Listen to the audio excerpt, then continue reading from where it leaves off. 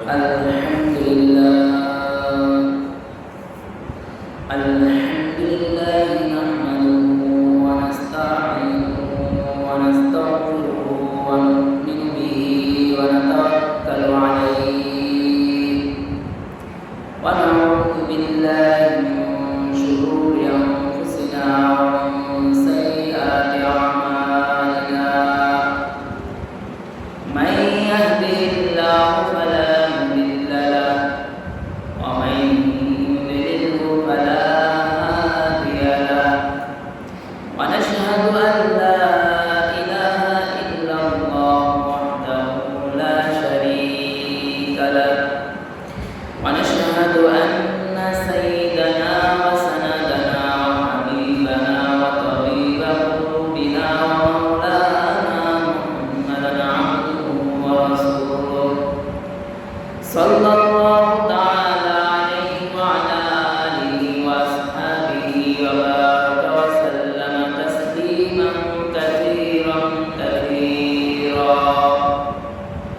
أما بعد فأعوذ بالله من الشيطان الرجيم بسم الله الرحمن الرحيم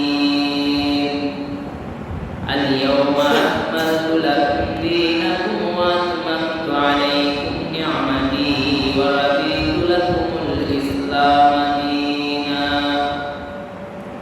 أو كما قال عليه الصلاة والسلام إن الله ملائكته يصلون على النبي يا أيها الذين آمنوا صلوا عليه وسلموا تسليما اللهم صل على محمد وعلى آل محمد كما صليت على إبراهيم وعلى آل إبراهيم إنك حميد مجيد اللهم بارك على محمد وعلى آل محمد كما باركت على إبراهيم وعلى آل إبراهيم إنك حميد مجيد الحمد لله মহান আল্লাহ রব্বুল আলামিনের দরবারে লাখো শুকরিয়া যে আল্লাহ রব্বুল আলামিন আপনাকে আমাকে আল্লাহর মসজিদে জুমার নামাজের উদ্দেশ্যে আসার এবং বসার তৌফিক দান করেছে সেই বিশ্ব মালিক বিশ্ব প্রতিপালকের দরবারে শুকরিয়া আদায় করি বলি আলহামদুলিল্লাহ। সম্মানিত হাজিরিন, আমরা মুহররম মাসের দ্বিতীয় জুমায় আজ এখানে উপস্থিত হয়েছি। শুধু দ্বিতীয় জুমা নয়, আজকে একটি দামি দিন 10 মুহররম। আমরা জানি যে একটা দামি দিন, ইসলামের ইতিহাসে একটি মর্যাদার দিন। আসলে মুহররম আল্লাহ তাআলা পৃথিবীর শুরু থেকে, সৃষ্টির শুরু থেকে মাস 12টি রেখেছে। তার ভিতরে 4টি সম্মানিত মাস রেখেছে, তার ভিতরে মুহররম হলো একটি মাস। আর মুহররম মাসকে আলাদাভাবে আল্লাহর মাস বলেও আখ্যায়িত করা হয়েছে। অর্থাৎ এ মাসের মর্যাদা আলাদা। তবে হিজরি সন যে মুহররম মাস শুরু হইল, এটা হলো আরবি হিজরি সনের যে তারিখ গণনা করা হয় তার প্রথম মাস। অর্থাৎ এই মুহররম মাস শুরু হয়েছে আরবি মাসের প্রথম মাস। যেমন হযরত ওমর রাদিয়াল্লাহু আনহুর শাসন আমলে বলা হয়, কোনো ইসলামের তো তখন বিষয় বেশি অর্জন, বিভিন্ন প্রান্ত অর্জন হয়েছিল, ইসলামে বিজয় অর্জন করেছিল। সেই ক্ষেত্রে হযরত ওমরের এরিয়া ভাগ করা বা দূর থেকে আসা নিয়ন্ত্রণ করা একটু নিজের থেকে দেখা যায় হয় না। যেমনটা তেমন নবীজি বিজয় অর্জন করেছে, এরপরে আস্তে আস্তে দাওয়াতের মাধ্যমে বাড়তেছে। হযরত ওমরের আমলে আরো ব্যাপকভাবে প্রচারণা হয়ে বিভিন্ন দূর থেকেও হযরত ওমর শাসন করেছে। তো হযরত ওমর চিঠির মাধ্যমে এগুলো আদান প্রদান করতো, তার লোক রাখা ছিল। বা বলা হয় কোথাও থেকে চিঠি আসছে চিঠিটা আসার পরে চিঠিতে যে তারিখ ছিল, তারিখটা ছিল ইংরেজি সন, ঈসাই সন অনুযায়ী, মানে হযরত ঈসা আলাইহিস সালামের অনুসারীদের। তারা নামমাত্র ঈসা আলাইহিস সালামের অনুসরণ করে, প্রকৃতপক্ষে তারা ঈসা আলাইহিস সালামের অনুসরণ না। তো দেখে যে ঈসাই সন দেওয়া, তো হযরত ওমর ভাবলো যে এই ঈসাই সনের অনুসরণ যদি মুসলমান করে তাহলে মুসলমানের ভিতরে ইবাদতের গুরুত্ব থাকবে না, মুসলমানের ভিতরে মুসলমানিত্বের ইতিহাসের গুরুত্ব থাকবে না, মুসলমান তাদের ইতিহাস জানবে না। এই জন্য হযরত ওমর রাদিয়াল্লাহু তাআলা আনহু সাহাবী রাদিয়াল্লাহু তাআলা আনহুদেরকে ডেকে মিটিং বসলেন, বৈঠক বসলেন। বৈঠকের ভিতর সিদ্ধান্ত নিলেন যে সাহাবায়ে কেরামরা, আমরা এখন যে অবস্থায় আছি আমাদের কোনো তারিখ নির্ধারণ করা নাই, এই অবস্থায় থাকলে সামনে আমাদের নবীর উম্মতরা ইবাদত থেকে দূরে সরে যাবে, তারা তাদের ঐতিহাসিক দিনগুলো খুঁজে পাবে না। এইটা পেশ করার পরে বিভিন্ন সাহাবী মতামত দিল যে ঠিক আছে, আমাদের যেহেতু একটি সাল দরকার, সন দরকার, তারিখ দরকার, তো আমরা নবীজির জন্মদিন থেকে হিজরি সন শুরু করি। এটা কোনো সাহাবীর প্রস্তাবনা ছিল। তো বলে কোনো সাহাবী আবার বলল না, যদি নবীজির জন্মদিন থেকে আমরা জন্মের তারিখ থেকে আমরা যদি হিজরি সন গণনা শুরু করি তাহলে সামনের মুসলিম, সামনের উম্মতের ভিতর জন্মদিন পালন করা একটা রসম, একটা নিয়ম দেখা দেবে। তখন মুসলমান মনে করবে যে জন্মদিন পালন করতে হবে। তো কি করা যায় না, ঠিক আছে, তাহলে নবীজির জন্ম তারিখ অনুযায়ী হিজরি সন শুরু করা যাবে না। আবার কোনো সাহাবী বলল তাহলে নবীজির যখন প্রথম তার উপরে ওহী আসছে সেখান থেকে আমরা হিজরি সন শুরু করি। আবার কোনো সাহাবী বলল না, সেটা হবে না। তারপরে আরেকটা প্রস্তাবনা আসলো যে নবীজি যেদিন ইন্তেকাল করেছে নবীজির ইন্তেকালের দিন থেকে আমরা হিজরি সন শুরু করি। তখন কোনো সাহাবী বলল না, যদি নবীজির মৃত্যুবার্ষিকী, নবীজির মৃত্যুর দিন থেকে যদি আমরা হিজরি সন গণনা করি তাহলে সামনে উম্মতের ভিতর মৃত্যুবার্ষিকী, মৃত্যু উদযাপন করাও এটাও একটা নিয়ম, এটাও একটা আইন দেখা দেবে, অর্থাৎ এদিনও করা যাবে না। তো হযরত আলী রাদিয়াল্লাহু তাআলা আনহু আর একজন সাহাবী, এই দুই সাহাবী পেশ করলেন যে আমিরুল মুমিনিন, তাহলে আপনি নবীজির হিজরতের দিন থেকে, নবী যে রাতে হিজরত করেছে সেই হিজরত থেকে, আর যেহেতু সেই থেকেই নবীজির ইসলামের হিজরতের মানে দিন থেকেই যেহেতু বিভিন্ন জায়গায় ইসলামের বিজয় অর্জন হয়েছিল, ইসলামের বিভিন্ন প্রান্তে প্রান্তে বলা হয় জায়গায় জায়গায় কিছু দাওয়াত ছড়িয়ে ছিটিয়েছিল, অর্থাৎ সেদিন থেকে আমরা হিজরি সন শুরু করি। তো হযরত ওমর রাদিয়াল্লাহু তাআলা বললেন হ্যাঁ, এইটা অবশ্যই মানা যায়। এবং সকল সাহাবী বলল হ্যাঁ, যেহেতু হিজরি সন আমাদের প্রয়োজন হবে, অর্থাৎ হিজরতের তারিখ থেকেই আমরা হিজরি তারিখগুলো গণনা করি। বলা হয় যখন এই হযরত আলী রাদিয়াল্লাহু তাআলা পেশ করলেন, সকল সাহাবী একমত হয়ে গেলেন যে আল্লাহর রাসূলের হিজরতের তারিখকে আমরা হিজরি সন শুরু করব। আর হিজরি সনের ব্যাপারে আল্লাহর রাসূল হযরত আবু বকর রাদিয়াল্লাহু তাআলা বললেন, আবু বকর, খুব শীঘ্রই তুমি আমার সাথে সফর করবে, আমি আমার হিজরতের সাথী তোমাকে বানাবো। তো হযরত রাসূলুল্লাহ সাল্লাল্লাহু আলাইহি সাল্লাম মক্কায় অবস্থান করতেছিলেন। এমন এক কঠিন অবস্থা দেখা দিয়েছে, কোন কাফের বলে মুহাম্মাদের মাথা এনে দিতে পারলে তাকে এত এত উট দিব। নবীকে হত্যা করার পরিকল্পনা করা হয়েছে, এমনটি বলা হয়। এমন সময় আসছে যে নবীজির বাড়ি ঘিরে ফেলেছে কাফেররা, আজকে নবীজিকে হত্যা করবে। আল্লাহ তার রাসূলকে বললেন, হে আল্লাহর নবী, আমার হাবিব, আমার দোস্ত, আপনি ভয় পাবেন না। আপনি সূরা ইয়াসিন পাঠ করে হাতের মুঠের ভিতরে বালি নেন, সূরা ইয়াসিন পাঠ করে ফু দিয়া বালিগুলা ছিটাইয়া দেন। ওদের চোখে দেওয়ার দায়িত্ব আমার। আল্লাহর রাসূল সূরা ইয়াসিন পাঠ করে বালিগুলা ছিটাইয়া দিলেন। এরপরে আল্লাহর রাসূল সাল্লাল্লাহু আলাইহি ওয়াসাল্লাম বাসা থেকে বের হয়ে গেলেন। ঘর থেকে বের হয়ে সোজা হযরত আবু বকর রাদিয়াল্লাহু তাআলা আনহু বাড়িতে চলে গেলেন। বলা হয় হযরত আবু বকর রাদিয়াল্লাহু তাআলা আনহুর দরজায় গিয়ে আল্লাহর রাসূল বললেন, আবু বকর বের হন, আমি আসছি, আমার হিজরতের সময় হয়েছে। সামান্য একটা ডাক দিয়েছে, সাথে সাথে কাঠি ব্যাগ এগুলা নিয়ে হযরত আবু বকর বলে, আল্লাহর রাসূল লাব্বাইক, আমি আবু বকর রেডি।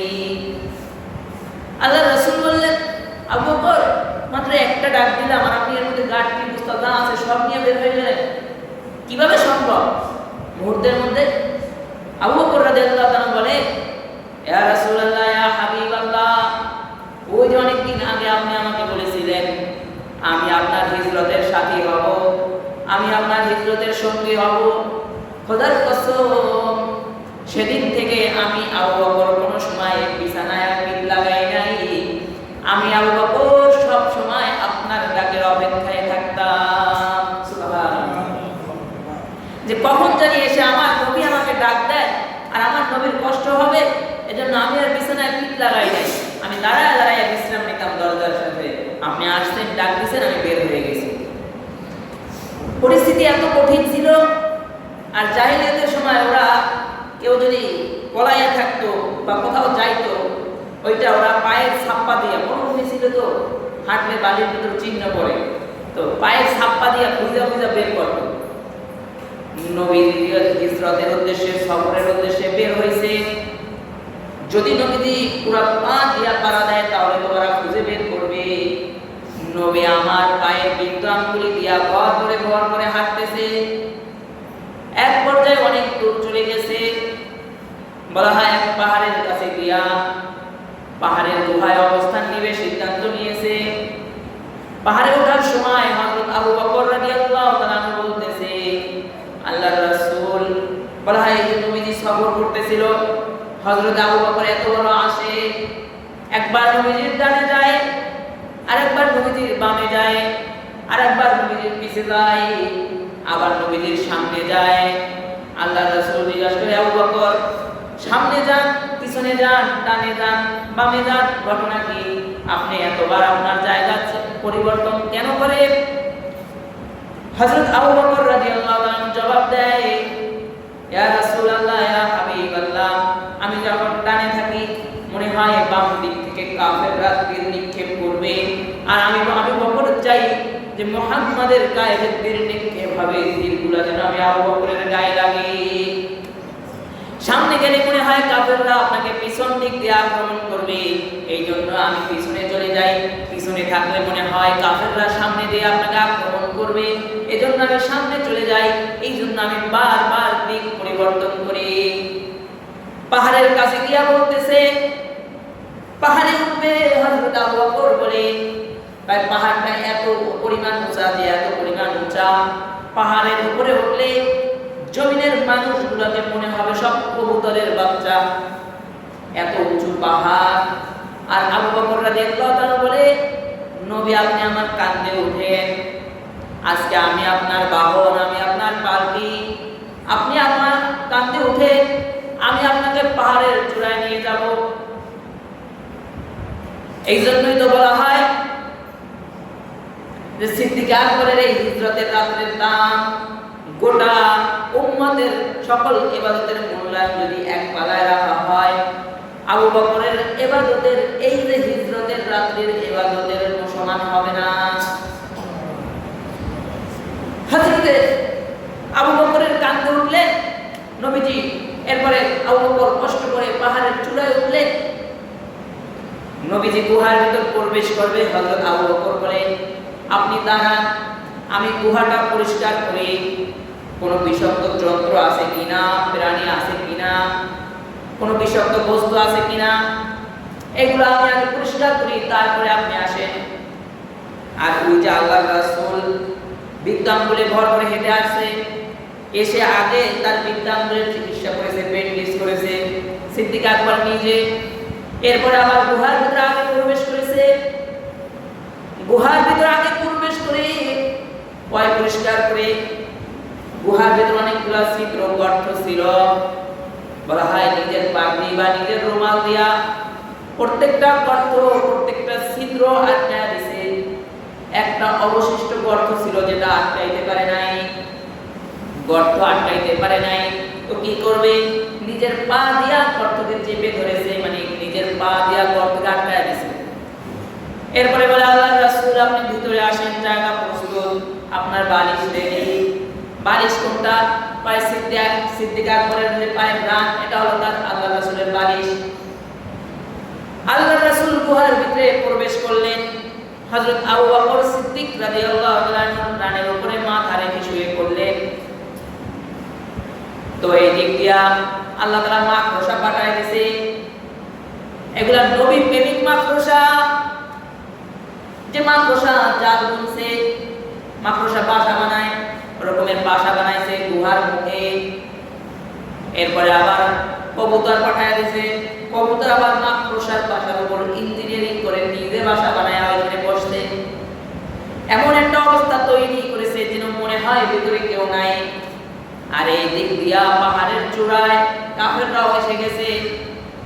কাফেরদের পায়ের শব্দ, কাফেরদের পায়ের আওয়াজ আবু বকরের কানে চলে গেছে। আবু বকর রাদিয়াল্লাহু তাআলা আনহু বলে, ইয়া রাসূলুল্লাহ, ইয়া হাবিবাল্লাহ, কাফেররা এসে গেছে, এবার কি হবে? আল্লাহর রাসূল বলে, আবু বকর লা তাহজান ইন্নাল্লাহ মা'না, আপনি চিন্তা করেন না, এখানে শুধু আমরা দুইজন না, আমাদের দুইজনের সাথে কিন্তু আরেকজন আছে। তিনি কে? এখানে নাম আল্লাহ। এরপরে কাফেররা ওই গুহা বন্ধ দেখে বলতেছে, না এখানে কেউ নাই, এখানে যে অবস্থা কেউ আসলে বোঝা যায়, তো চলো এখানে কেউ নাই, আমরা চলে যাই। আর ওই যে আবু বকর রাদিয়াল্লাহু তাআলা পায়ের গুহা আটকায় রাখছে, বলা হয় একটা বিষাক্ত সাপ সিদ্দিক আকবর রাদিয়াল্লাহু তাআলা আঘাত করেছে, কামড় দিয়ে দিয়েছে। এত পরিমাণ বিষ ছিল যে সিদ্দিক আকবর শরীর নীল হয়ে গেছে, কিন্তু তারপরেও মরে না, তারপরেও লড়তেছে না, ছুটতেছে না। এই কেন লড়ে না? পায়ে যদি সে নাড়াচাড়া করে তাহলে হযরত মুহাম্মদ সাল্লাল্লাহু আলাইহি ওয়াসাল্লামের ঘুম ভেঙে যাবে, তার বিশ্রামের ভিতর ব্যাঘাত ঘটবে, ডিস্টার্ব হবে। এজন্য সাপের কামড় খেয়েও চুপ করে বসেছিল, কিন্তু মাত্র শব্দ করে নাই।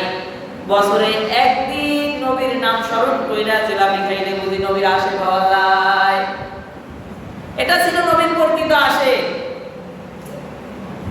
যে নবীকে কামড় দিছে, তাকে সাপে কামড় দিছে, এরপরও লড়তেছে না, নবীর ঘুম ভাঙবে। কিন্তু এত পরিমাণ বিষের যন্ত্রণা যে আবু বকর রাদিয়াল্লাহু তাআলা কান্না করে দিছে, চোখ থেকে পানি বের হয়ে গেছে, হাউ হাউ করে কান্না করা লাগে না। অনেক সময় যন্ত্রণায়, ব্যথায়, বিভিন্ন কষ্টের কারণেও চোখ থেকে পানি বের হয়। সিদ্দিক আকবরের চোখ থেকেও পানি বের হয়ে গেছে। হযরত আবু বকর সিদ্দিক রাদিয়াল্লাহু তাআলা চোখের পানি তার গাল বেয়ে বেয়ে সরাসরি মুহাম্মদ সাল্লাল্লাহু আলাইহি ওয়াসাল্লামের পবিত্র চেহারার গালের উপরে পড়েছে। নবীর গালের উপরে আবু বকর রাদিয়াল্লাহু তাআলা চোখের পানি পড়লে নবীর ঘুম ভেঙে যায়। ঘুম থেকে উঠে দেখে আবু বকর কান্না করতেছে। বলে, আবু বকর কি হয়েছে, কান্না করেন কেন? বলে, কিছু হয় নাই, মনে হয় সাপে কামড় দিছে। বলা হয় কই দেখি। আল্লাহ রাসূল নিজে আবু বকরের পানিয়া, এরপরে নিজে তার থুতু মোবারক লালা, এটা যেখানে সাপ আঘাত করেছে ওই জায়গায় তার থুতু লাগায় দিলে সাথে সাথে সিদ্দিক আকবর সুস্থ হয়ে গেছে। বলা হয় নবীজির থুতু এমন ছিল, যত বড় ধরনের রোগ থাকতো যদি লাগাইতো বা কাউকে দিত, খাইতো, সব ঠিক হয়ে যাইত। আর এটাও মুহররম মাসের ঘটনা, কারণ মুহররম মাসে হিজরত শুরু হয়েছে।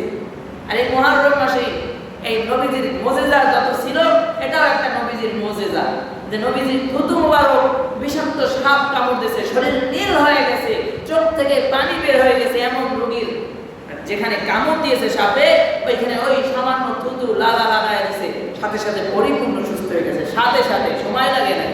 আমাদের তো বর্তমানে বলে 3 দিন সময় লাগবে, 1 মাস সময় লাগবে, আমাদের তো বর্তমান অনুসারে। তাহলে আল্লাহ রাসূলের থুতু কত পাওয়ারফুল মেডিসিন, চিন্তা করেন। সাথে সাথে আবু বকর রাদিয়াল্লাহু তাআলা সুস্থ হয়ে গেছে।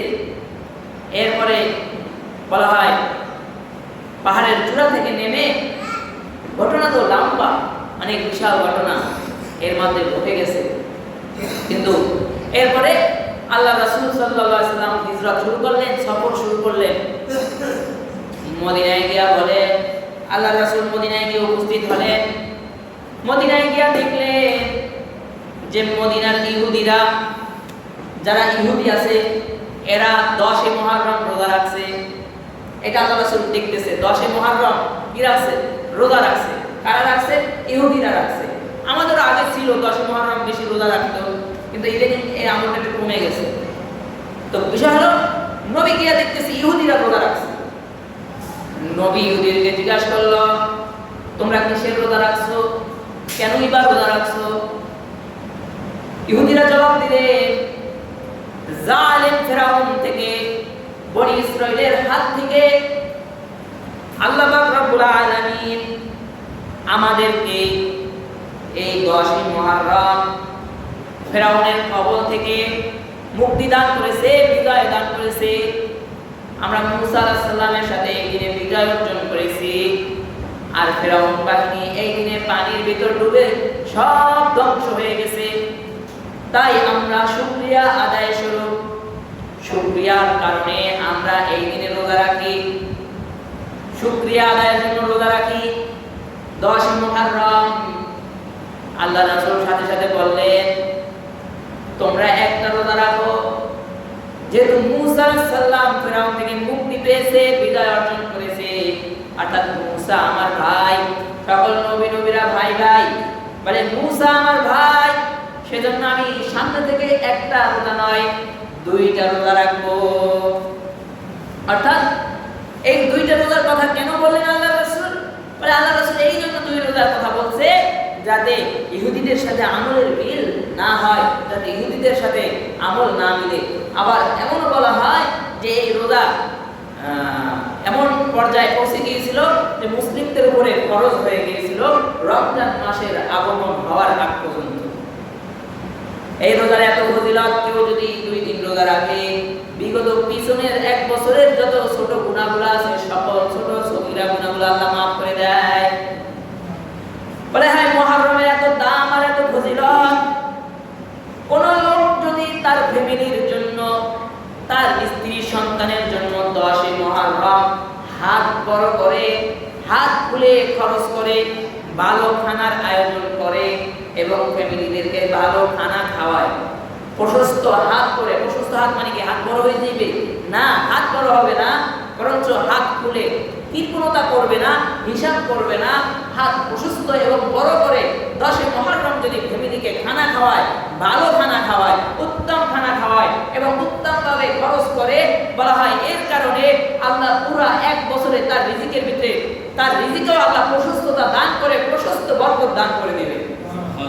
আরো আসতে বলেন সুবহানাল্লাহ, আর একটু জোরে বলেন না, রিজিকে বরকত দান করবে, এতে আপনারা খুশি হন নাই? বলেন সুবহানাল্লাহ, বলেন।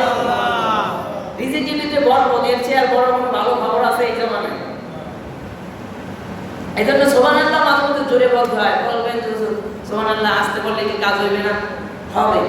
কিন্তু আমার শায়েখ বলে, ভাই যখন ছোটবেলাতে আম গাছ থেকে চুরি করে সবাই আম খাইছে, আমিও মারছি আম গাছের ডিম ছোটবেলা, তো বেশি হলে আম গাছ তো ডিল মারছে।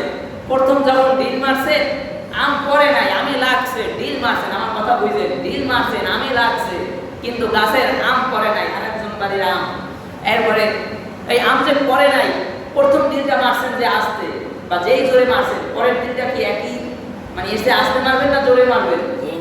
জোরে মারবেন না? জোরে বলেন, জোরে মারবেন না? যে আমরা পড়লো না, তার মানে আরো জোরে মারতে হবে।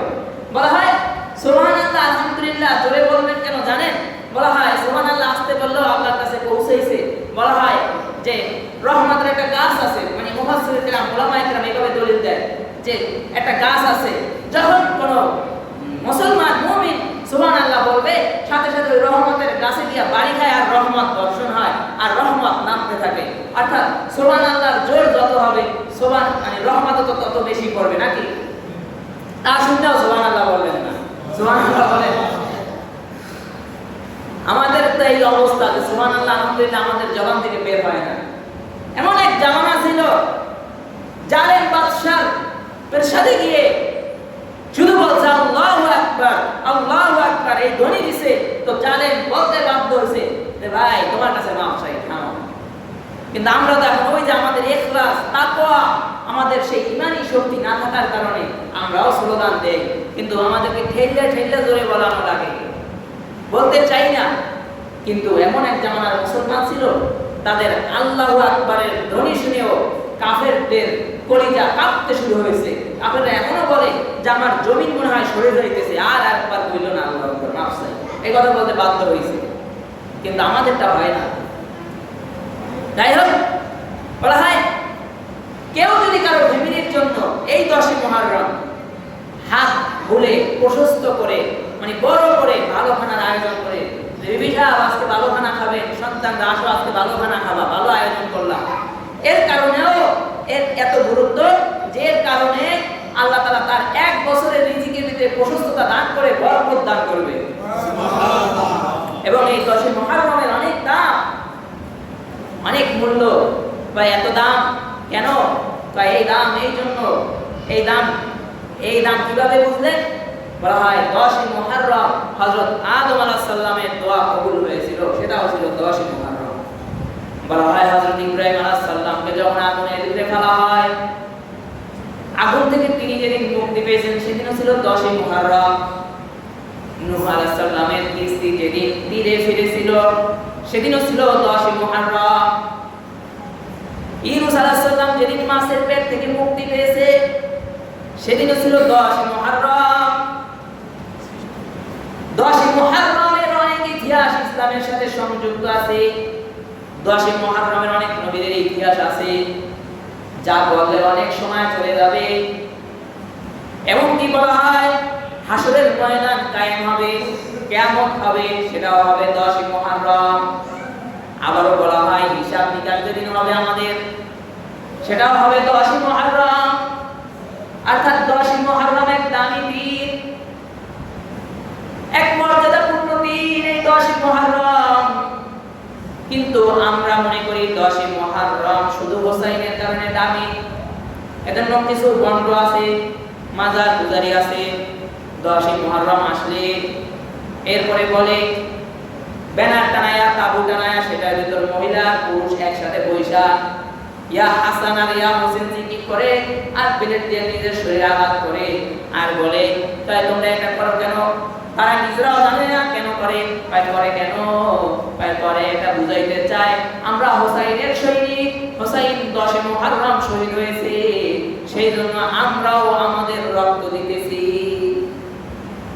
পাগল হোসাইন কি বলছে? অথচ হোসাইন রাদিয়াল্লাহু তাআলা যে শহীদ হয়েছে এরও শত শত বছর পরে আমল শুরু হয়েছে। হোসাইন রাদিয়াল্লাহু বলছে যে আমার সাথে রক্ত মিলাও, অথচ সারা বছর নামাজের খবর নাই, রোজার খবর নাই, এই আয়েশা হোসাইনের রঙে রং মিলাইতেছে। তাই জানেন হোসাইন রাদিয়াল্লাহু তাআলা শহীদ হয়েছে? বলা হয় আমির মুআবিয়া রাদিয়াল্লাহু তাআলা সাহাবীদের একটা দাব ছিল, যেন আল্লাহ রাসূলের পরে খেলাফতের দায়িত্ব পালন করেছে আবু বকর রাদিয়াল্লাহু তাআলা, আবু বকরের পরে হযরত ওমর রাদিয়াল্লাহু তাআলা, হযরত ওমর রাদিয়াল্লাহু তাআলার পরে হযরত আলী রাদিয়াল্লাহু তাআলা, আলী রাদিয়াল্লাহু তাআলার পরে হযরত ওসমান রাদিয়াল্লাহু তাআলা, এরকম ধাপে ধাপে ধাপে ধাপে খেলাফত মানে রাজত্ব করতেছিল সাহাবায়ে কেরাম, খেলাফত পৃথিবীতে ছড়িয়েছিল এইভাবে। কিন্তু এইভাবেই আমির মুআবিয়ার কাছেও ছিল। কিন্তু আমির মুআবিয়া যখন বয়সের শেষ দিকে আসলেন তখন চিন্তা করলেন যে আমি কি করতে পারি। তো কোনো সাহাবী বর্ণনা করলেন যে কেউ বর্ণনা করলেন আপনার সন্তান নিয়ে যেতে দায়িত্ব দেন। এরপরে কিছু সাহাবী এটা মানলো না, বলে হোসাইনের পরে যোগ্য আর কেউ নাই, হোসাইনের থেকেও কি আপনার সন্তানকে যোগ্য মনে হয়? আপনি যদি খেলাফতের দায়িত্ব দিতেই চান তাহলে হযরত আবু বকরের মতো দিতে হবে। হযরত আবু বকরের সন্তান ছিল আপনার ইয়াজিদের থেকেও হাজার গুণ উত্তম সন্তান ছিল হযরত আবু বকর রাদিয়াল্লাহু তাআলা। কিন্তু হযরত আবু বকর তার সন্তানকে রাজত্ব দিয়ে যায় নাই, বরং হযরত ওমরের কাছে দায়িত্ব দিয়ে গেছে। যদি আপনি হয়তো খেলাফতের দায়িত্ব দিতে চান তাহলে আপনি অন্য কাউকে দায়িত্ব দিবেন। আর যদি মনে হয় যে না আপনি কাউকে দিতে পারবেন, আপনার ভয় লাগে, তাহলে আল্লাহ রাসূল তার কাউকে দায়িত্ব দিয়ে দেন নাই। আল্লাহ রাসূল ইন্তেকাল করেছে, এরপরে সকল উম্মাত এক হয়ে, সকল সাহাবী এক হয়ে এরপরে দিয়া দায়িত্ব হযরত আবু বকরকে দিয়েছে। এই দুইটার একটা করেন। কিন্তু বিভিন্ন পরামর্শ নিয়ে হযরত আমির মুয়াবিয়া ইয়াজিদকে দায়িত্ব দিয়ে দিলেন। আর কিছুদিন পরে, আমি সংক্ষেপে বলতেছি, আমির মুয়াবিয়া রাদিয়াল্লাহু তাআলা মারা গেছে। আর এই দিক থেকে দুইটা দল বিভক্ত হয়ে গেছে। আর হযরত হুসাইন দেখতে পেলেন যে ইয়াজিদ যেটা শুরু করেছে, ইয়াজিদ যে কার্যকলাপ শুরু করেছে, এতে নবীর সুন্নাত কোরআনের আইন বিলুপ্ত হয়ে যাইতেছে। আর হযরত হুসাইন রাদিয়াল্লাহু তাআলা বলে, আমি স্বপ্নে নিজের লোক পাঠাইছিলেন, বলা হয় যে তারা রাজি হযরত হুসাইনের হাতে বাইয়াত হওয়ার জন্য। কিন্তু হযরত হুসাইন রাদিয়াল্লাহু তাআলা এক পর্যায়ে বলেন, আমি স্বপ্নে দেখেছি আমার নানাজান নবী মুহাম্মদ সাল্লাল্লাহু আলাইহি ওয়াসাল্লাম আমাকে বলছে এই কারবালার ময়দানে ইরাকে যাইতে বলছে। এবার বলে কি বলছে, বলে সেটা বলা যাবে না, আমাকে বলছে এই পর্যন্তই। এই কথা হযরত হুসাইন রাদিয়াল্লাহু তাআলা বললেন। কিন্তু একটা বিষয় হলো, আমি আপনাদেরকে বলে রাখি, আমি কিন্তু আপনাদেরকে এই যে কিছুক্ষণ আগে বলছি যে আল্লাহর রাসূল মদিনায় এসে দেখছেন কি ইহুদিরা রোজা রাখে। এই সময় কি আল্লাহর রাসূল মৃত্যু ছিলেন না জীবিত ছিলেন? একটু উত্তর দেন, বলেন না কেন? জীবিত ছিলেন না মৃত্যু ছিলেন? জীবিত ছিলেন না? আল্লাহর রাসূল এসে দেখলেন যে ইহুদিরা রোজা রাখে। তারপর তিনি বললেন, তোমরা রোজা রাখো কেন? বলে, আমরা বিজয় অর্জন করেছি মুসা আলাইহিস সালাম সহ, এজন্য আমরা শুকরিয়া আদায়ের জন্য রোজা রাখি। অর্থাৎ আল্লাহর রাসূল জীবিত থাকা অবস্থায় তিনি বলছেন যে সামনে থাকলে বা আমিও সামনে থেকে 2 রোজা রাখবো। অর্থাৎ তিনি এখন হায়াতে আছে, জীবিত আছে। আর আল্লাহর রাসূলের ইন্তেকালের আগে কি হযরত হুসাইন রাদিয়াল্লাহু তাআলা শহীদ হয়েছে না ইন্তেকালের পরে শহীদ হয়েছে? বলেন তো, ইন্তেকালের পরে শহীদ হয়েছে না? কোরআনের আয়াত বলে, আল ইয়াউমা আকমালতু লাকুম দীনাকুম ওয়া আতমামতু আলাইকুম নি'মাতি ওয়া রাদিতু লাকুমুল ইসলাম দীনা। আল্লাহর রাসূলের বিদায় হজের ভাষণে এই আয়াত নাযিল হয়। বলা হয়, আল্লাহর রাসূল আপনি আপনার উম্মতকে জানিয়ে দেন দিন পরিপূর্ণ হয়ে গেছে, রহমত বরকত কোন উম্মত কিরকম কি পাবে, সব পরিপূর্ণ হয়ে গেছে। অর্থাৎ কেউ যদি হযরত হুসাইনের শহীদ হওয়ার বিষয়টাকে এই 10ই মুহররম মনে করে, সে দিন পরিপূর্ণ বুঝলো না, তার ভিতরে দিনের বুঝ নাই, সে মূর্খ থাকার কারণে হযরত হুসাইনকে এই দিনের কারণে দাবি বানাইতেছে। অথচ বলা হয় হযরত হুসাইন রাদিয়াল্লাহু তাআলা আনহু যে শহীদ হয়েছে, এই 10ই মুহররম শহীদ হওয়ার কারণে তার শাহাদাতের মর্যাদা আরো বৃদ্ধি পাইছে। কিন্তু হুসাইনের কারণে 10ই মুহররম দামি হয় নাই, কারণ এই দিন আগে থেকেই দামি ছিল। ওই দিন মারা গেছে, সে ওই দিন মারা যাওয়ার কারণে তার শহীদি মর্যাদা আরো বৃদ্ধি বেশি পাইছে। অর্থাৎ এই দিন আগে থেকেই দামি ছিল। এই জন্যই তো আল্লাহর রাসূল বলছে, আমি এই দিনে থাকলে 2 রোজা রাখতাম। এটা হলো হযরত মুহাম্মদ সাল্লাল্লাহু আলাইহি ওয়াসাল্লাম জীবিত থাকা অবস্থায়। এরপরে বলা হয় যে হযরত এই দিনে এত মূল্যায়ন, এই দিনে এত দাম, এই দিনে কাফের মুশরিকরা এই দিনে এই মাসে, শুধু দিনের না, মুহররম মাসের আগে যুদ্ধ হইতেছিল, গোত্র গোত্র বংশ বংশ যুদ্ধ হইতে থাকে। যখন দেখতে পায় যে কি দেখতেছে যে মুহররমের চাঁদ উঠছে, মানে মুহররমের চাঁদ উঠছে, যুদ্ধ বন্ধ, আর যুদ্ধ হবে না। এই মাসে এত ফজিলত ছিল, কাফের মুশরিকরা এটা মানত। কিন্তু আজ আমরা মুসলমানরা কি করি? নিজেরা ঝগড়া বিবাদ করতেছি, কিসের মুহররম আর কিসের আশুরা, কি হইতেছে কোনো খবর নাই, ঝগড়া লাগতেছে, মারামারি হইতেছে, পিটাপিটি হইতেছে। অথচ কাফের মুশরিক ইহুদিরাও মুহররম আসলে যুদ্ধ বন্ধ করে দিত, যে আবার পরবর্তী সময় যুদ্ধ হবে, এখন আমাদের যুদ্ধ বন্ধ। এই অবস্থা ছিল, এই মাসে এত মূল্যায়ন ছিল। বিভিন্ন মানুষকে, বিভিন্ন লোককে ইয়াজিদ পক্ষ থেকে বলা হইল হযরত হুসাইনকে হত্যা করো বা হযরত হুসাইনের সাথে যুদ্ধ করো। কেউ রাজি হয় না। কেন রাজি হয় না? আল্লাহর রাসূল সাল্লাল্লাহু আলাইহি ওয়াসাল্লাম তার কন্যা হযরত ফাতেমা রাদিয়াল্লাহু তাআলা গর্ভে যখন হযরত হাসান রাদিয়াল্লাহু তাআলা জন্ম লাভ করে, আল্লাহর রাসূল বলে, ফাতেমা, আমি আমার নাতির এমন নাম রাখবো যে নাম এখন পর্যন্ত কেউ রাখে নাই। বলে কি নাম? বলে হাসান রাখলাম। এই নাম হাসান নাম এই প্রথম নামই রাখা হয়েছে, এর আগে কেউ রাখে নাই। এরপরে আবার 12 মাস পরে হযরত হুসাইনের জন্ম হয়। আল্লাহ রাসূল বলে, ফাতেমা, আমি এমন নাম রাখবো এই নাম আগে কেউ রাখে নাই। কি নাম রাখলেন? হযরত হুসাইন রাখলেন। যে নাম এই হাসান আর হুসাইন এর আগে কেউ রাখে নাই। বলে এরা দুইজন কে? আল্লাহ রাসূল বলে, সাইয়্যিদা শাবাবি আহলিল জান্নাহ। প্রত্যেক জুমায় ইমাম সাহেব খুতবার সময় বলে, সাইয়্যিদা শাবাবি আহলিল জান্নাহ। মানে এই হযরত হাসান আর হুসাইন রাদিয়াল্লাহু তাআলা আনহু হবে জান্নাতের যুবকদের সর্দার।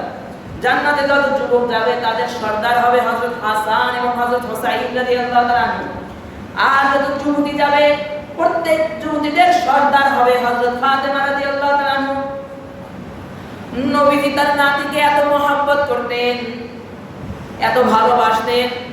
নবীজি জুমার মিম্বরে খুতবা দিতেছেন, দেখতে পাইতেছেন যে হযরত ফাতেমা রাদিয়াল্লাহু তাআলা আনহা তার ছোট ছোট দুইটা নাতিকে ছেড়ে দিয়েছে মসজিদে আসার জন্য।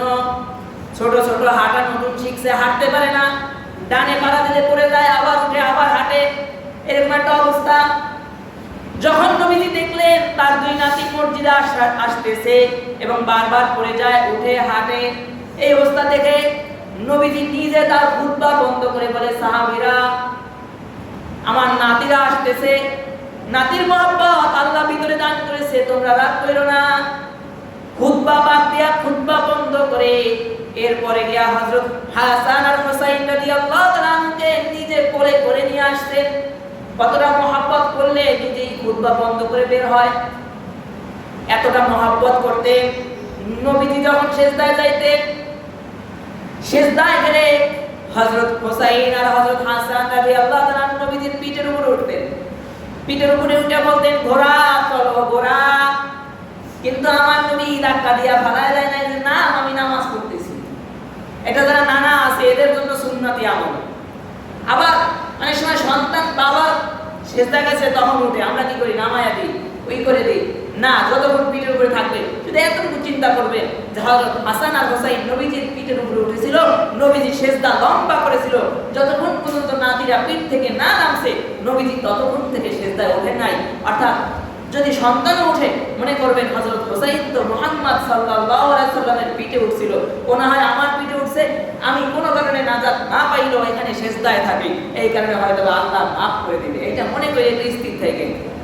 আমরা কিরে তো সাহস তো না, নামাজ পড়তেছি দেখোস না চোখে আইয়াকারে মানে উল্টা পাল্টা মানে এটা শুরু করে দেবে না। এতটুকু চিন্তা করবেন যে নবীজির পিঠে হযরত হাসান হুসাইন উঠেছিল, অর্থাৎ এর সাথে কিভাবে রং মিলানো যায়। বলা হয় এদের মুখে চুমু খাইতেন এবং বলা হয় হযরত হাসান রাদিয়াল্লাহু তাআলা আনহুকে নবীজির মাথা থেকে বুক পর্যন্ত যে মিল ছিল এটা হযরত হাসানের সাথে ছিল, আবার বুক থেকে পা পর্যন্ত হযরত হুসাইনের সাথে নবীজির সাথে মিল ছিল। হুবহু মিল লাগতো, মানে দেখতে প্রায় নবীজির মতো লাগতো। তো এই বিভিন্ন কারণে নবীর মহব্বত ছিল এই দুই যুবকের উপরে। এই কারণে বিভিন্ন সাহাবীরা এদেরকে মহব্বত করত। যেমন নবীজি ইন্তেকালের পরে হযরত বেলাল রাদিয়াল্লাহু তাআলা চলে গেলেন। বেলাল রাদিয়াল্লাহু তাআলা পরে যে আযানের পরে নবীজি নিজে ইমামতি করবে না, ও আযান আর আমি বেলাল দিব না। এরপরে অনেকদিন পরে নবীজির স্বপ্নের মাধ্যমে বেলাল আসলো মদিনায়। বিভিন্ন সাহাবীরা বলে বেলাল আযান দাও, আমরা একটু নবীকে স্মরণ করি। বেলাল বলে সাবধান, আমাকে আর বলবা না, কারণ আমি আযান দিলে কি আমার আযানের পরে নবী এসে ইমামতি করবে, তাহলে আমি আযান দিব বলো। বলে না আযান দাও, বলে না দিব না। এক পর্যায়ে হযরত হাসান আর হুসাইন এসে বলে চাচা যান অনেকদিন পরে আসছে, একটু যদি আযান দিতেন। যখন হাসান আর হুসাইন বেলালকে আযান দিতে বলছে তখন আর বেলাল না বলে নাই, সাথে সাথে বেলাল চিন্তা করতেছে এখন যদি আমি আযান না দিই হাসান হুসাইন কষ্ট পাবে, আর হাসান হুসাইন কষ্ট পেলে নবীজি কষ্ট পাবে, আর নবীজি কষ্ট পেলে আল্লাহ কষ্ট পাবে, অর্থাৎ আমার দুনিয়া আখিরাত বরবাদ। সাথে সাথে হযরত হাসান আর হুসাইনের বলার কারণে হযরত বেলাল আযান দিয়ে দিয়েছে। তার ওয়াদা ছিল, সে ওয়াদা করছে, সে একটা স্থির করছে যে সে আর আযান দিবে না, কিন্তু সে তার ওয়াদা মনোভাব ভেঙে ফেলে তারপরে আযান দিয়েছে। এতটা মহব্বত সাহাবীদেরও ছিল তার প্রতি। এই বলা হয় তো হযরত হুসাইন হাসান রাদিয়াল্লাহু তাআলা আগেই বিষ পান করে তাকে হত্যা করা হয়েছিল। আর হযরত হুসাইন রাদিয়াল্লাহু তাআলা আনহু কারবালা ইরাকে যখন পৌঁছাইলো, বিভিন্ন মানুষ তার সাথে থাকা সাহাবী সৈন্য সদস্য বলে হযরত হুসাইন আপনি এখানে থাকবেন, আমরা আপনার সামনে শহীদ হব, তবু আপনাকে কিছু হতে দেব না। এরকম করে বিভিন্ন সৈন্য সেনা সদস্য যারা আছে তারা সামনে যুদ্ধ করতে থাকে। এবারে এরকম মারা যায়, যাইতে এক পর্যায়ে হযরত হুসাইনের কাছে আসে। হযরত হুসাইন রাদিয়াল্লাহু তাআলা আনহু বলা হয় পানি হাতে নিয়েছিল, নিজে পানি পান করবে, অনেক তৃষ্ণা পেয়েছিল, কিন্তু তখনও কাফেরের গোষ্ঠী হযরত হুসাইন রাদিয়াল্লাহু তাআলা আনহুকে পানি পান করতে দেয় না। ওই অবস্থায় তাকে হত্যা করা হয় এবং তাকে সে ওই অবস্থায় যুদ্ধ করতে থাকে। যুদ্ধ করতে করতে এক পর্যায়ে তিনি মারা যায়। ইন্না লিল্লাহি ওয়া ইন্না ইলাইহি রাজিউন। তিনি ইন্তেকাল করেন। ইন্তেকাল করার পরে মানে শহীদ হওয়ার পরেও কাফের আর মুশরিকের গোষ্ঠী এক কাফের বলে হযরত হুসাইনকে ঘোড়ার পা দিয়ে পিষ্ট করে দাও মাটির সাথে। কিন্তু সাহাবী সামনে আগাইলেও বলে না, আমার পক্ষে এটা সম্ভব না। এই চেহারায় নবীজি নিজে চুমো খাইছে, নিজের নবীজির ঠোঁট মোবারক দিয়া চুমু দিছে, নবীজির নিজের মোবারক হাত দিয়া একে কোলে নিছে, নবীজি নিজে বুকের সাথে হুসাইনের বুক লাগাইছে। আর আমি ঘোড়ার উপরে উঠে এই হুসাইনকে মাটির সাথে পিষ্ট করব, আর হুসাইন আমার বিরুদ্ধে সাক্ষী দিবে, আমার পক্ষে এটা সম্ভব না। অনেকেই ভয় পাইতেছিল। এরপরে এক জালেম, এক সদস্য, এক কাফের এসে ঘোড়ায় উঠে হযরত হুসাইনকে ঘোড়ার পা দিয়া পিষ্ট করে হাড্ডি চূর্ণ বিচ্ছিন্ন করে মাটির সাথে মিশিয়ে দিছে। এবং আর কাফের এসে হযরত হুসাইনের গর্দান ডাইরেক্ট কেটে তারপরে আলাদা করে দিছে। নাউজুবিল্লাহ বলে, ডাইরেক্ট গর্দান আলাদা করছে। কার গর্দানে ছুরি লাগাইছে? যে গর্দানে হাত নবীজি নিজে দিছে, এই গলার ভিতর ছুরি লাগায়া এরপরে হযরত হুসাইনের গর্দান আলাদা করে ফেলছে। শুধু ফেরায় নাই, এরপর ইয়াজিদের কাছে নিয়ে গেলে আর এক কাফের ওই গর্দানের উপর মাথার উপর ছুরি লাগছিল। তখন একজন সাহাবী বলছিল, এই তাড়াতাড়ি বেদবের গোষ্ঠী, তাড়াতাড়ি এখান থেকে ছুরি নামা। এই চেহারায় কত যে নবীজি হাত বুলাইছে, আর সেই চেহারার উপর ছুরি রাখো, আমি এর ভিতর নাই, চলে গেলাম। এরকমের বিভিন্নভাবে তর্ক বিতর্ক হয়ে আলাদা একটা অংশ হয়েছে। এরপরে যারা হযরত হুসাইনকে চূর্ণ বিচ্ছিন্ন করেছে, এদের বিচার পরের ধাপে এসে পরের প্রজন্ম করেছে। কিন্তু বিষয় হলো হযরত হুসাইন রাদিয়াল্লাহু তাআলা আনহু কিন্তু আপোষ করতে পারতেন। কারণ হযরত হুসাইন যদি আপোষ করতেন, না আমি তোমাদের সাথে একত্রতা পোষণ করলাম, তোমরা যুদ্ধ ঘোষণা করো না, আমরা একসাথেই থাকি, কিন্তু হযরত হুসাইন করে নাই। কেন করে নাই? বলে হযরত হুসাইনের সুন্নাহ, কোরআন এবং হাদিস বিরোধী যেখানে কাজ হবে, কোরআন সুন্নাহ যেখানে বিলুপ্ত হয়ে যাবে, সেখানে আপোষ করা যাবে না। শুধু ইয়া হাসান আর ইয়া হুসাইন বলে বেরেট দিয়ে নিজের রক্ত বের করলে কি আর নবীর আশিক আর হুসাইনের আশিক হওয়া যায় নাকি? কিন্তু এখানে হুসাইনের কারবালা দ্বারা আমাদের শিক্ষা হলো যে হযরত হুসাইন নিজের জীবন দিয়ে দিছে। হযরত হুসাইনের পক্ষে যারা ছিল, তারা ৭২ জন যারা ছিল, তারাও নিজের জীবন দিয়ে দিছে, কিন্তু বাতিলের সাথে আপোষ করে না। এটাই ছিল আমাদের জন্য শিক্ষা, যে জান যাবে কিন্তু বাতিলের কাছে মাথা নত করব না। জান যাবে, মাল যাবে, কিন্তু কোরআন সুন্নাহ অনুযায়ী যেখানে কাজ হবে সেখানে আমরা মাথা নত করব না। এটাই ছিল হযরত হুসাইনের শহীদের দ্বারা আমাদের জন্য শিক্ষা। আর এই 10ই মুহররম এটা কিন্তু আগে থেকেই দামি। হযরত হুসাইনের কারণ, হুসাইন শহীদ হওয়ার কারণে এর শহীদি মর্যাদা আরো বৃদ্ধি পাইছে। অর্থাৎ হুসাইনের কারণে 10ই মুহররম দামি নয়। আমরা যেটা জানি যে হযরত হুসাইন শহীদ হয়েছে এই জন্য 10ই মুহররম দামি, আমরা এটা মনে করি, কিন্তু না, এই দিনের মূল্যায়ন আরো আগে থেকেই আল্লাহর কাছে ছিল। অর্থাৎ হযরত হুসাইনের দ্বারা এই দিন দামি নয়। এবং এই যে বিভিন্নভাবে যে মজলিসগুলো হয়, বন্ডলের আর কি, বিভিন্নভাবে যে আমল করা হয়, এই রক্ত বের করে বিভিন্ন আরো হোসাইন হোসাইন হোসাইন হোসাইন জিকির করে, জিকির হবে একমাত্র আল্লাহর নামে।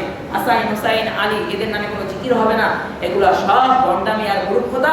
অর্থাৎ এদের সাথে থাকা যাবে না, এদেরকে কোনো সময় প্রচারও করা যাবে না, এদের সাথে এদেরকে বাহবা দেওয়া যাবে না, কি সুন্দর এরা জিকির করতেছে, না, এদের সাথে একাত্ম এবং এদের আমলও মনে মেনে নেওয়া যাবে না। সরাসরি বাধা না দিতে পারলেও মনে মনে ঘৃণা করতে হবে, এরা যেটা করছে এটা ভুল করতেছে। আল্লাহ তাআলা আমাদেরকে মুহররমের সঠিক আমলগুলো করার তৌফিক দান করুন। আমিন। আখির দাওয়ানা আলহামদুলিল্লাহি রাব্বিল আলামিন।